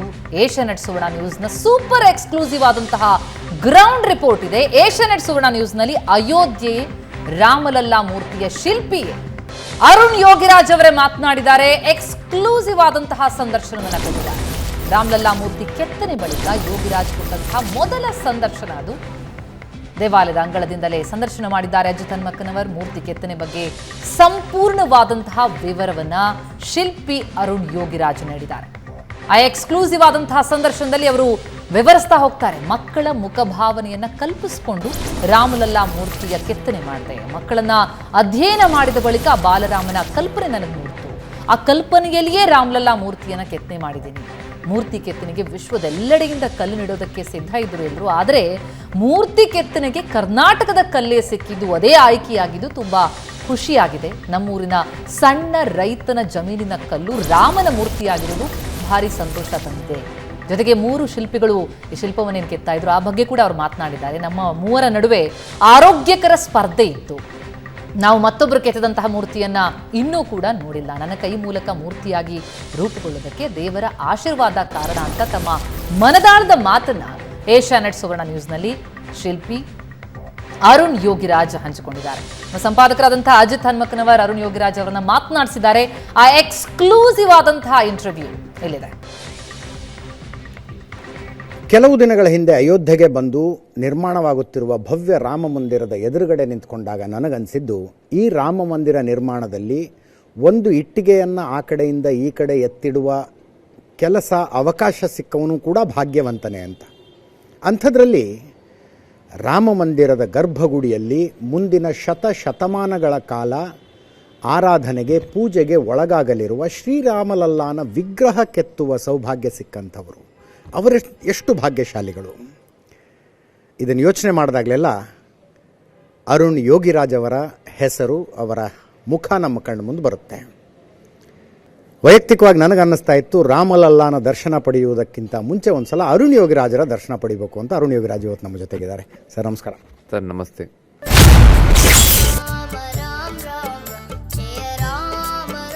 ಆಯ್ತು ಬಿಡಪ್ಪ, ದೇವ್ರು ಎರಡು ಕೊಟ್ಟಿದ್ನಲ್ಲ ಸಾಕು, ಎಲ್ಲ ನನಗೆ ಬೇಕು ಅಂದರೆ ನನಗೆ ದುರಾಸೆ ಆಗಿಬಿಡುತ್ತೆ ಅಂತ ನನಗೆ ಸಮಾಧಾನ ಮಾಡಿಕೊಂಡು ನಾನು ಸುಮ್ಮನೆ ಕೂತಿದ್ದೆ. ಬಟ್ ನನಗೆ ಏಪ್ರಿಲಲ್ಲಿ ಕಾಲ್ ಬಂತು. ಸೊ ಸೆಲೆಕ್ಷನಲ್ಲಿ ನಮ್ಮ ಕೋಲಾರದಲ್ಲಿ ರಾಕ್ ಮೆಕ್ಯಾನಿಕ್ಸ್ ಹೆಗ್ಗಡದೇವನ ಕೋಟೆಯಲ್ಲಿ ಸಿಗತ್ತಿದು. ಸರಿ, ಕಲ್ಲು ಹೇಗೆ ಅಂದ್ರೆ ಹೇಳ್ತೀನಿ, ಇದು ಭೂಮಿ ಒಳಗೆ ಸಿಗೋಂಥ ಕಲ್ಲು. ಇದು ಯಾವಾಗ ಈಚೆ ತೆಗಿತೀವಿ, ಆಕ್ಸಿಡೈಸ್ ಆಗ್ತಾ ಆಗ್ತಾ ಅಂದರೆ ನಮ್ಮ ಹವಾಗುಣಕ್ಕೆ ಅದು ಡೇ ಬೈ ಡೇ ಹಾರ್ಡ್ ಆಗ್ತಾ ಹೋಗುತ್ತೆ. ಮೂರ್ತಿಗಳನ್ನು ಕೆತ್ತಾ ಇದ್ದಾರೆ. 3 ಪೈಕಿ ಒಂದು ವಿಗ್ರಹ ಸೆಲೆಕ್ಟ್ ಆಗುತ್ತೆ. ಅದು ಸ್ಟ್ರೆಸ್ಫುಲ್ಲೇ. ನೀವು ಒಬ್ರದೊಬ್ರು ವಿಗ್ರಹಗಳನ್ನು ನೋಡ್ತಿದ್ರಾ ಅಥವಾ ಚರ್ಚೆ ಮಾಡ್ತಿದ್ರಾ, ನೀನೇನು ಕಾನ್ಸೆಪ್ಟು ನಾನೇನು ಕಾನ್ಸೆಪ್ಟು ಅಂತ? ಇಲ್ಲ ಸರ್, ನೀವು ಅಂದಂಗೆ ನ್ಯಾಷನಲ್ ಇಂಪಾರ್ಟೆನ್ಸ್ ಪ್ರಾಜೆಕ್ಟ್ ಯಾವಾಗಲೂ ಕಾಂಪಿಟೇಷನ್ ಇದ್ದೇ ಇರುತ್ತೆ. ಸೊ ನಾವು ಸ್ಟ್ರೆಸ್ ಅಂತ ಅಂದ್ಕೊಳ್ಳಿಲ್ಲ, ಇದನ್ನು ಒಂದು ಹೆಲ್ತಿಯಾಗಿ ತೊಗೊಂಡ್ವಿ, ಹೆಲ್ತಿ ಸ್ಪೋರ್ಟ್ ಆಗಿ ಏನೋ ತೊಗೊಂಡ್ವಿ. ಸೊ ನಾವು ನಮ್ಮಲ್ಲೇ ಒಂದು ತೀರ್ಮಾನ ಮಾಡ್ಕೊಂಡು ಯಾರು ಒಬ್ಬರೊಬ್ರು ನೋಡೋದು ಬೇಡ, ದೇಶಕ್ಕೆ 3 ವಿಭಿನ್ನವಾಗಿ ವಿಶಿಷ್ಟವಾಗಿ ಅದ್ಭುತವಾದ ಶಿಲ್ಪ ಸಿಕ್ಕಲಿ, ಅವ್ರಿಗೆ ಸೆಲೆಕ್ಟ್ ಮಾಡೋರಿಗೆ ಕಾಂಪಿಟೇಷನ್ ಕಷ್ಟ ಆಗಬೇಕು, ಯಾರು ಚೆನ್ನಾಗಿದೆ ತಗೊಳ್ಳಿ ಅಂತ ನಾವು 3 ಜನನೂ ಡಿಸೈಡ್ ಮಾಡಿ ಎಲ್ಲರೂ ಎಕ್ಸ್ಟ್ರೀಮ್ ಆಗಿ ಪುಷ್ ಮಾಡಿದ್ದೀವಿ ಎಲ್ಲ ಥರನೂ. ಕಲ್ಲು ಬಂತು, ನಾವು ಕೆಲಸ ಮಾಡ್ಲಿಕ್ಕೆ ಖುಷಿ ಆಯಿತು. ಇಲ್ಲೂ ಅಷ್ಟೇ ನಮಗೆ ಪ್ರತಿಯೊಂದು ಬೆಳಗ್ಗೆ ಸಂಜೆ ಇದಕ್ಕೆ ಅಂತಲೇ ಒಂದು ಪಂಡಿತರುಗಳನ್ನ ಅಪಾಯಿಂಟ್ ಮಾಡಿದರು. ಅವರು ಕಲ್ಲಿಗೂ ಪೂಜೆ ಮಾಡಬೇಕು, ದಿನನಿತ್ಯ ನಮಗೆ ರಾಮನ ಬಗ್ಗೆ ಅವರ ರೂಪಗಳ ಬಗ್ಗೆ ಎಲ್ಲನೂ ಒಂದು ವಿವರಣೆಗಳನ್ನ ಕೊಟ್ಕೊಂಡು ಅವರು ಪೂಜೆ ಮಾಡ್ತಿದ್ರು. ನೀವು ಊರಿಗೆ ಇಷ್ಟು ದಿವಸಕ್ಕೆ ಒಂದು ಸಲನೇ ಹೋಗ್ಬೇಕು, ಆ ಥರದ್ದು ಏನಾದ್ರು ರಿಸ್ಟ್ರಿಕ್ಷನ್ ಇತ್ತು, ಅದು ಫ್ರೀ ಇತ್ತು? ಇಲ್ಲ ಸರ್, ಆ ಥರ ಏನು ರಿಸ್ಟ್ರಿಕ್ಷನ್ಸು ಇಲ್ಲ. ನೀವು 1 ತಿಂಗಳು ಹೋಗ್ತೀರಿ, 2 ತಿಂಗಳು ನಿಮ್ಮ ಇಷ್ಟ. ಅದು ನಾವು ಸಮಯನೂ ಅಷ್ಟೇ, ನಮ್ಗೆ ಯಾವಾಗ ಇಷ್ಟ ಆಗುತ್ತೆ, ರಾತ್ರಿ 2 ಗಂಟೆ ತನಕ ಮಾಡಿದ್ದೀನಿ, ಒಂದೊಂದು ದಿವಸ ರಜೆ ತೊಗೋತೀನಿ ಅಥವಾ ಹೇಗಾದರೂ ಸರಿ, ನಮಗೆ ಆ ಥರ ರಿಸ್ಟ್ರಿಕ್ಷನ್ಸ್ ಇಲ್ಲ. ಏನಂತೀವಿ, ಕಮಿಟಿಯವರು ಫ್ರೀ ಹ್ಯಾಂಡ್ ಕೊಟ್ಟಿದ್ರು. ಈಚೆ ಏನು ನಡೀತಾ ಇದೆ ಅಂತ ನಮ್ಮ ಸಂಬಂಧಪಟ್ಟ ಮೈಸೂರು ಲೋಕಲ್ ನ್ಯೂಸ್ ನೋಡ್ತಾ ಇದ್ದೆ, ಅದು ಬಿಟ್ಟರೆ ಸಣ್ಣ ಪುಟ್ಟ ನಮ್ಮ ಕನ್ನಡ ಚಾನಲ್ನಲ್ಲಿ ನೋಡ್ತಾ ಇದ್ದೆ ಅಷ್ಟೇ. ಹೊರಗಡೆ ಏನಾಗಿದೆ ಅನ್ನೋ ಪರಿಚಯ ಇಲ್ಲ ಸದ್ಯಕ್ಕೆ. ನಾನು 20 ದಿವಸ ಆಯಿತು ಈಚೆ ಹೋಗಿಲ್ಲ ಎಲ್ಲೂ. ನಿನ್ನೆ ಸಾನೇ ವಿಗ್ರಹ ಒಳಗೆ ಹೋಗ್ಬೇಕಾದ್ರೆ ನಾನು ಈಚೆ ಹೋಗಿದ್ದು. ದೀಪಾವಳಿ ಸಮಯ ಬಂತು, ನಾನು ಇಲ್ಲೇ ಇದ್ದಾಗ, ನಾನು ಮೈಸೂರಿಗೆ ಹೋಗಿರಲಿಲ್ಲ. ಆಗ ದೀಪಾವಳಿಲಿ ಎಷ್ಟೊಂದು ಜನ ಅವ್ರ ಮಕ್ಳುಗಳ ಸಮೇತ ಫೋಟೋಗಳು ಹಾಕಿದ್ರು. ಸೊ ಆ ಟೈಮ್ನಲ್ಲಿ ನನಗೆ ಸಣ್ಣ ಇನ್ಫಾರ್ಮೇಷನ್ಗಳು ಸಿಕ್ತು ಮಕ್ಕಳು. ಸೊ ನಮ್ಮ ಮಗು ಭಾರತೀಯರ ಮುಖನೇ ಬೇಕು ನಮಗೆ ಮುಖದಲ್ಲಿ. ಸೊ ನನಗೆ ಅದನ್ನೇ ಹುಡುಕ್ತಾ ಇದ್ದೆ. ನಿಮಗೆ ಫೋಟೋಲ್ ಸಿಕ್ಬಿಟ್ರೆ ಬರೀ ಫಾರಿನ್ ಮಕ್ಳುಗಳು ಸಿಕ್ಬಿಡ್ತಾರೆ, ನನಗೆ ಅದು ಬೇಕಿಲ್ಲ. ನನಗೆ ನಮ್ಮ ಭಾರತದ ಮಕ್ಳುಗಳದ್ದೇ ಬೇರೆ ಫೀಚರ್ಸ್ ಇರುತ್ತೆ, ಅದು ಬೇಕಿತ್ತು. ಅದನ್ನು ಹುಡುಕ್ಲಿಕ್ಕೆ ಅವಾಗ ದೀಪಾವಳಿ ಸಮಯ ಬಂತು. ಅಷ್ಟರಲ್ಲಿ ನಾನು ಮುಖ ಮಾಡಿರಲಿಲ್ಲ ನಾನು. ಸೊ ಅದು ಸ್ವಲ್ಪ ಹೆಲ್ಪ್ ಆಯಿತು. ಇನ್ನೂ ಅದು ತಗೊಳಕ್ಕೆ ಆಗ್ತಾ ಇಲ್ಲ ನನ್ನ ಕೈಲಿ. ಈ ರಾಮಲಲ್ಲಾ ಅಯೋಧ್ಯೆದು, ಈಗ ಅಯೋಧ್ಯೆ ರಾಮಲಲ್ಲಾ ಅಂತ ಬಂದ ಜೊತೆಗೆ ನನ್ನ ಹೆಸರು ಬರ್ತಾ ಇದೆ. ನನಗೆ ಅದು ಇನ್ನೂ ಹೇಗೆ ಜೀರ್ಣ ಮಾಡ್ಕೋಬೇಕು ಅನ್ನೋದೇ ಗೊತ್ತಾಗ್ತಾ ಇಲ್ಲ. ಬಟ್ ನಮ್ಮ ಕೆಲಸದಲ್ಲಿ ಶ್ರದ್ಧೆಯಿಂದ ಮಾಡಿದ್ದೀನಿ. ಅದು ನಮ್ಮ ಕಂಟ್ರೋಲಬಲ್ಸ್, ನಮ್ಮ ಕೈಯಲ್ಲಿ ಏನಿದೆ ಅದನ್ನು ನಾನು ತುಂಬ ಶ್ರದ್ಧೆಯಿಂದ ಮಾಡಿದ್ದೀನಿ. ಸೆಕ್ಯೂರಿಟೀಸ್ ಇದ್ದಾರೆ, ಎಲ್ಲ ಇದ್ದಾರೆ. ಅವ್ರೆಲ್ಲರಿಗೂ ಬೇಜಾರಿದೆ ಇವತ್ತು. ಏನಕ್ಕೆ ಅಂದರೆ ಮನೆಯಿಂದ ಯಾರೋ ಓದಂಗೆ ಆಗಿದೆ ಅವ್ರಿಗೆ. ಅವರು 6 ತಿಂಗಳಿಂದೆಲ್ಲ ಇದ್ರ ಜೊತೆ ಇದ್ರು. ಇಲ್ಲೊಂದು ಹುಡುಗ ಇದ್ದಾನೆ, ಒಂದು 4 ದಿವಸ ಆಯಿತು ಬಂದು ಸೈಕಲ್ ಹೊಡಿತಾ ಇದ್ದಾನೆ. ಅವ್ರ ತಂದೆಗೆ ಹೇಳ್ತಾನೆ, ಇವತ್ತು ಇಲ್ಲಿ ಏನೋ ಖಾಲಿ ಆಗಿದೆ, ನನಗೆ ಇಲ್ಲಿ ಬೇಜಾರಾಗ್ತಿದೆ ಅಂತ. ಇವ್ರ ಜೊತೆ ಏನು ಅಗ್ರಿಮೆಂಟ್ ಮಾಡ್ಕೊಂಡಿದ್ರಿ? ನಮ್ಗೆ ಆ ರೀತಿ ಏನೂ ಇಲ್ಲ. ಅವರೊಂದು ನೀವು ಸೆಲೆಕ್ಟ್ ಆಗಿರೋ ಅಂತ ಲೆಟ್ರ್ ಕೊಟ್ರಲ್ಲ, ಅದೇ ಒಂದು ಖುಷಿ. ಅಲ್ಲಿಗೆ ಬಂದು ನಾವೆಲ್ಲರೂ 3 ಜನ ಯಾರೂ ಇನ್ನೂ 1 ರೂಪಾಯಿ ಏನೂ ತೊಗೊಂಡಿಲ್ಲ. ಅವ್ರು ಏನು ಗೌರವವಾಗಿ ಏನು ಕೊಡ್ತಾರೆ ಎಲ್ಲರೂ ಅದನ್ನೇ ತೊಗೋಬೇಕು ಅಂತ ತೀರ್ಮಾನ ಮಾಡಿಕೊಂಡು ಈ ಕೆಲಸ ಮುಗಿಸಿದ್ದೀವಿ. ನಾವು ಏನು ಕೊಟ್ಟರು ಖುಷಿನೇ. ಅದಕ್ಕಿಂತ ಹೆಚ್ಚಾಗಿ ಭಗವಂತ ಅದಕ್ಕಿಂತ ದೊಡ್ಡ ವರನೇ ಕೊಟ್ಟಿದ್ದಾನೆ. ಇನ್ನೇನು ಕೊಟ್ಟರು ನಮಗೆ ಅದು ಏನಂತಾರೆ ನಮ್ಮ ಜೀವನಕ್ಕೆ ಅಷ್ಟೇ ಅದು. ಬಟ್ ಜೀವನಕ್ಕಿಂತ ಬೇಕಾದದನ್ನ ಅವ್ರು ಕೊಟ್ಬಿಟ್ಟಿದ್ದಾರೆ ಈಗ ನಮಗೆ. ಸೊ ಇದನ್ನು ಜೀರ್ಣಿಸ್ಕೊಳ್ಳೋ ಶಕ್ತಿ ಕೊಟ್ಟರೆ ಸಾಕೀಗ ನನಗವರು. ಏಷ್ಯಾನೆಟ್ ಜೊತೆ ಮಾತನಾಡಿದ್ದಕ್ಕೆ ಧನ್ಯವಾದಗಳು. ಕ್ಯಾಮರಾ ಪರ್ಸನ್ ಮಂಜುನಾಥ್ ಜೊತೆ ಅಜಿತ್ ಹನುಮಕ್ಕನವರ್, ಅಯೋಧ್ಯೆಯಿಂದ. ಅಯೋಧ್ಯೆಯ ನೆಲದಿಂದಲೇ ಏಷ್ಯಾನೆಟ್ ಸುವರ್ಣ ನ್ಯೂಸ್ ಗ್ರೌಂಡ್ ರಿಪೋರ್ಟ್ ಅನ್ನ ನಿಮ್ಮೆದುರಿಗಿಡ್ತಾ ಇರುವಂತದ್ದು. ಅಯೋಧ್ಯೆಯಲ್ಲಿ ಅಜಿತ್ ಹನುಮಕ್ಕನವರ ಜೊತೆ ಪೇಜಾವರ ಶ್ರೀಗಳು ಮಾತನಾಡಿದ್ದಾರೆ. ಅಯೋಧ್ಯೆಯ ರಾಮ ಮಂದಿರದ ಬಗ್ಗೆ. ಹಾಗಿದ್ರೆ ಶ್ರೀಗಳಿಗೆ ಏನ್ ಹೇಳಿದ್ರು? ಜನವರಿ 22ಕ್ಕೆ ಪ್ರಾಣ ಪ್ರತಿಷ್ಠಾಪನೆ ನೆರವೇರುತ್ತೆ. ಹೋಮ ಹವನಗಳ ಮೂಲಕ ಪ್ರಾಣ ಪ್ರತಿಷ್ಠಾಪನೆಯ ಪೂಜೆ ನೆರವೇರಲಿರುವಂಥದ್ದು. ಪೇಜಾವರ ಶ್ರೀಗಳು ಮಾತನಾಡಿದ್ದಾರೆ. ಶ್ರೀಗಳು ಏನ್ ಹೇಳಿದ್ದಾರೆ ಕೇಳೋಣ ಬನ್ನಿ. ಅಯೋಧ್ಯೆಯ ರಾಮ ಮಂದಿರದ ಭವ್ಯ ರಾಮ ಮಂದಿರದ ಲೋಕಾರ್ಪಣೆಗೆ ಮತ್ತು ರಾಮಲಲ್ಲಾ ಪ್ರಾಣ ಪ್ರತಿಷ್ಠಾಪನೆಗೆ ದಿನಗಣನೆ ಶುರುವಾಗಿರುವ ಸಂದರ್ಭದಲ್ಲಿ ಉಡುಪಿಯಿಂದ ಪೇಜಾವರ ಶ್ರೀಗಳಾದ ವಿಶ್ವಪ್ರಸನ್ನ ತೀರ್ಥರು ನಿನ್ನೆಯಷ್ಟೇ ಅಯೋಧ್ಯೆಗೆ ಬಂದಿದ್ದಾರೆ. ಇವತ್ತು ರಾಮ ಮಂದಿರದ ಒಳಗಡೆ ಹೋಗಿ ತಯಾರಿಗಳನ್ನು ನೋಡಿಕೊಂಡು ಬಂದರು. ಏಷ್ಯಾನೆಟ್ ಸುವರ್ಣ ನ್ಯೂಸ್ ಜೊತೆ ಮಾತನಾಡೋದಕ್ಕೆ ನಮ್ಮ ಜೊತೆಗಿದ್ದಾರೆ. ಸ್ವಾಮೀಜಿ, ದೇವಸ್ಥಾನಕ್ಕೆ ಹೋಗಿದ್ರಿ, ತಯಾರಿಗಳನ್ನು ನೋಡಿದ್ರಿ, ಎಲ್ಲವೂ ಅಂದುಕೊಂಡಂತೆ ನಡೀತಾ ಇದೆಯಾ? ಎಲ್ಲವೂ ಕೂಡ ಪೂರ್ವ ನಿಯೋಜಿತ ವ್ಯವಸ್ಥೆಯಂತೆ ಎಲ್ಲ ಕಾರ್ಯಗಳು ನಡೀತಾ ಇದ್ದಾವೆ. ಅಲ್ಲಿ ಅಂದರೆ 9 ಹೋಮಕುಂಡಗಳು ಮತ್ತು 121 ಋತ್ವಿಜರಿಂದ ನಡೀತಾ ಇರುವಂತಹ ಹೋಮ ಹವನಗಳು, ಅದನ್ನು ತಾವು ವೈಯಕ್ತಿಕ ಆಸಕ್ತಿಯೊಂದಿಗೆ ಮೇಲ್ವಿಚಾರಣೆ ಮಾಡ್ತಿದ್ದೀರಿ ಅಂತ ಗೊತ್ತಾಯಿತು. ಏನೇನಾಗ್ತಾ ಇದೆ ಕಾರ್ಯಕ್ರಮಗಳಲ್ಲಿ? ಈ ಮೊದಲನೇ ದಿವಸ ಅಂದರೆ 22ನೇ ತಾರೀಕಿನಂದು ನಡೆಯುವ ಎಲ್ಲ ಆ ಹೋಮ ಹವನಾದಿಗಳು ಅರುಣ್ ದೀಕ್ಷಿತ್ ಅಂತ ಹೇಳಿಕೊಂಡು ಕಾಶಿಯ ವಿದ್ವಾಂಸರ ಅವರ ನೇತೃತ್ವದಲ್ಲಿ ನಡೀತಾ ಇದ್ದಾವೆ. ಎಲ್ಲ ತಯಾರಿಗಳು ನಡೆದಿದ್ದಾವೆ. ಇನ್ನೇನು ಆ ದಿವಸ ಪ್ರಾರಂಭ ಮಾಡೋದಷ್ಟೇ ಬಾಕಿ. ತತ್ಪೂರ್ವಭಾವಿಯಾಗಿ ಆಗಬೇಕಾಗಿರುವ ಪುಣ್ಯಾಹವಚನೆ ಮೊದಲಾದಂಥ ಕಾರ್ಯಗಳು ಈಗ ತಾನೇ ನಡೆದು ಮುಗಿದು ಈಗ ತಾನೇ. 22ನೇ ತಾರೀಖಿನ ಕಾರ್ಯಕ್ರಮ ಪ್ರಧಾನಮಂತ್ರಿಗಳು ಆದಿಯಾಗಿ ಹಲವರಿಂದ ಪ್ರಾಣ ಪ್ರತಿಷ್ಠಾಪನೆ ಕಾರ್ಯಕ್ರಮ ನಡೆಯುವಂಥದ್ದು. ದೇಶ ವಿದೇಶದಲ್ಲಿ ಜನ ಇದನ್ನು ನೋಡೋದಕ್ಕೆ, ನೇರ ಪ್ರಸಾರದಲ್ಲಿ ನೋಡೋದಕ್ಕೆ ಕಾಯ್ತಾ ಇದ್ದಾರೆ. ಬಹುಶಃ ಏನು ಒಂದು ಯುಗದಲ್ಲಿ ಒಂದು ಸಲ ನಡೆಯುತ್ತೆ ಆ ರೀತಿಯಾದಂಥ ಕಾರ್ಯಕ್ರಮ, ಶತಮಾನಕ್ಕೊಮ್ಮೆ ನಡೆಯುವಂಥ ಕಾರ್ಯಕ್ರಮ ಅಂತ ಅನ್ಬಹುದು. ಅದರ ಬಗ್ಗೆ ಏನು ತಾವು ಹೇಳೋದು? ಅವಶ್ಯವಾಗಿ ಈಗ 5-6 ಶತಮಾನಗಳಿಂದ ನಿರೀಕ್ಷಿಸ್ತಾ ಇದ್ದಂತಹ ಕೆಲಸ. ಹಾಗಾಗಿ ಪ್ರಪಂಚದ ಆದ್ಯಂತ ಎಲ್ಲರ ಗಮನ ಈ ಕಡೆ ಇದೆ. ಕಾರ್ಯಗಳೆಲ್ಲೂ ಕೂಡ ಸುಲಲಿತವಾಗಿ ಸಾಗ್ತಾ ಇದ್ದಾವೆ. ಯಶಸ್ವಿಯಾಗಿ ಕಾರ್ಯ ನಡೆಯುತ್ತೆ.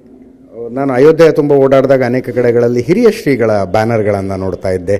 ವಿಶ್ವೇಶ್ವರ ತೀರ್ಥರ ಫೋಟೋಗಳು, ಹಮ್ ಯಹೀ ಪರ್ ಹೈ ಅನ್ನುವ ರೀತಿಯ ಶಬ್ದಗಳನ್ನು ಬರೆದು ಹಾಕಿದ್ದಾರೆ. ಅಲ್ಲಿಗೆ ಅಯೋಧ್ಯೆಯ ಜೊತೆಗೆ ಮತ್ತು ರಾಮ ಮಂದಿರದ ಈ ಹೋರಾಟದ ಜೊತೆಗೆ ಅವರು ಎಷ್ಟೊಂದು ಬೆಸೆದುಕೊಂಡಿದ್ರು ಅನ್ನೋದು ನಮಗೆ ಅರ್ಥ ಆಗ್ತಾ ಇದೆ. ಅವಶ್ಯವಾಗಿ ನಾವಷ್ಟೇ ಹೇಳಿಕೊಂಡೇವು ಅಂತಂದರೆ ನಮ್ಮ ಹೆಗ್ಗಳಿಕೆ ನಾವೇನೋ ಮಾಡ್ಕೋತಾ ಇದ್ದೇವೆ ಅನ್ನುವಂತಹ ಭಾವ ನಮಗೆ ಬರುತ್ತೆ.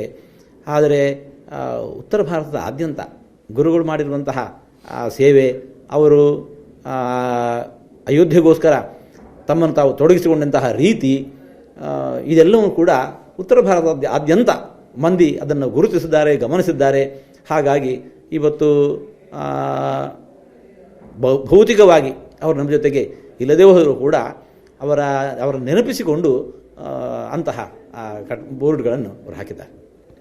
ಅಂದರೆ ಇಂಥದ್ದೊಂದು ಅತ್ಯದ್ಭುತವಾದ ಕಾರ್ಯಕ್ರಮಕ್ಕೆ ಹತ್ತಿರ ಬರ್ತಾ ಇದ್ದ ಹಾಗೆ ಶಂಕರರಿಂದ ಸ್ಥಾಪಿತವಾದ ಪೀಠಗಳ ಭಿನ್ನಾಭಿಪ್ರಾಯಗಳು, ಈ ರೀತಿಯಾದಂಥ ಚರ್ಚೆಗಳು ಅನಿರೀಕ್ಷಿತವಾಗಿ ಮತ್ತು ಹುಟ್ಟು ಹಾಕಿಕೊಳ್ಳುವಂತೆ ಆಯಿತು. ಅದನ್ನ ತಮ್ಮ ಪೀಠ ಹೇಗೆ ನೋಡುತ್ತೆ, ತಾವು ಹೇಗೆ ನೋಡ್ತೀರಿ? ಮೂಲತಃ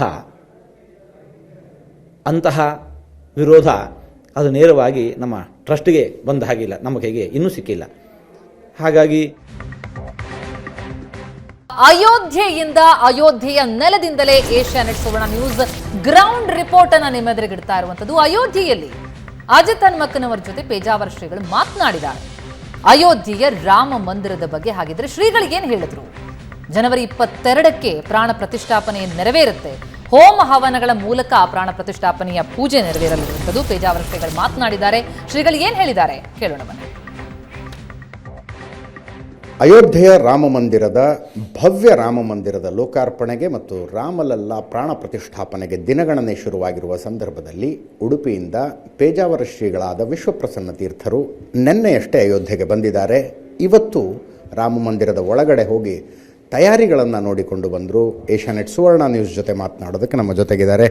ಸ್ವಾಮೀಜಿ, ದೇವಸ್ಥಾನಕ್ಕೆ ಹೋಗಿದ್ರಿ, ತಯಾರಿಗಳನ್ನು ನೋಡಿದ್ರಿ, ಎಲ್ಲವೂ ಅಂದುಕೊಂಡಂತೆ ನಡೀತಾ ಇದೆಯಾ? ಎಲ್ಲವೂ ಕೂಡ ಪೂರ್ವ ನಿಯೋಜಿತ ವ್ಯವಸ್ಥೆಯಂತೆ ಎಲ್ಲ ಕಾರ್ಯಗಳು ನಡೀತಾ ಇದ್ದಾವೆ. ಅಲ್ಲಿ ಅಂದರೆ 9 ಹೋಮಕುಂಡಗಳು ಮತ್ತು 121 ಋತ್ವಿಜರಿಂದ ನಡೀತಾ ಇರುವಂತಹ ಹೋಮ ಹವನಗಳು, ಅದನ್ನು ತಾವು ವೈಯಕ್ತಿಕ ಆಸಕ್ತಿಯೊಂದಿಗೆ ಮೇಲ್ವಿಚಾರಣೆ ಮಾಡ್ತಿದ್ದೀರಿ ಅಂತ ಗೊತ್ತಾಯಿತು. ಏನೇನಾಗ್ತಾ ಇದೆ ಕಾರ್ಯಕ್ರಮಗಳಲ್ಲಿ? ಈ ಮೊದಲನೇ ದಿವಸ ಅಂದರೆ 22ನೇ ತಾರೀಕಿನಂದು ನಡೆಯುವ ಎಲ್ಲ ಆ ಹೋಮ ಹವನಾದಿಗಳು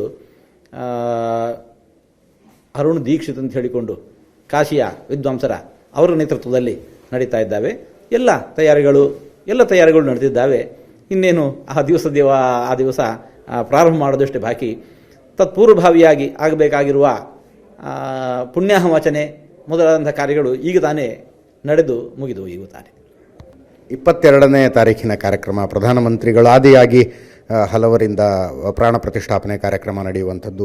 ದೇಶ ವಿದೇಶದಲ್ಲಿ ಜನ ಇದನ್ನು ನೋಡೋದಕ್ಕೆ, ನೇರ ಪ್ರಸಾರದಲ್ಲಿ ನೋಡೋದಕ್ಕೆ ಕಾಯ್ತಾ ಇದ್ದಾರೆ. ಬಹುಶಃ ಒಂದು ಯುಗದಲ್ಲಿ ಒಂದು ಸಲ ನಡೆಯುತ್ತೆ ಆ ರೀತಿಯಾದಂಥ ಕಾರ್ಯಕ್ರಮ, ಶತಮಾನಕ್ಕೊಮ್ಮೆ ನಡೆಯುವಂಥ ಕಾರ್ಯಕ್ರಮ ಅಂತ ಅನ್ಬಹುದು.